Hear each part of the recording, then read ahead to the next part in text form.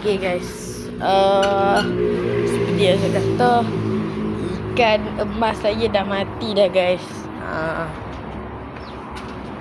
Tu saya letak kat pokok supaya dia jadi baju. Sekarang saya ada ikan laga, satu ikan emas, lepas tu ikan benaraya dan kura-kura saja. Jadi tu guys, dia jadi kurang aktif guys. Tu ada dua ikan laga tu, ikan benaraya duduk bawah tu. Jadi apa nama ikan emas ni, emas jenis ikan yang dia duduk berjalan dengan kawan-kawan lah. Jadi bila dia tak ada kawan memang tak ada lah. Dia tak nampak aktif sangat lah. Tu ada kura-kura kat bawah tu sebenarnya, tapi tak mau keluar. Dia hari saya nak beli makanan kura-kura.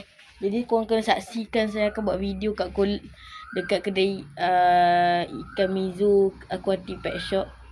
Siapa orang calon tu memang kenal dah kot. Jadi ikan banyak jugalah ikan kat Mizu Aquatic Pet Shop, tapi banyak yang nak habis juga guys ikan dia. Macam tiger barb pun hari tu saya pergi habis. Jadi saya nak beli ikan juga guys kat itu. Sebab nak bagi penuh sikit lah tank ni, nak buat macam ekosistem.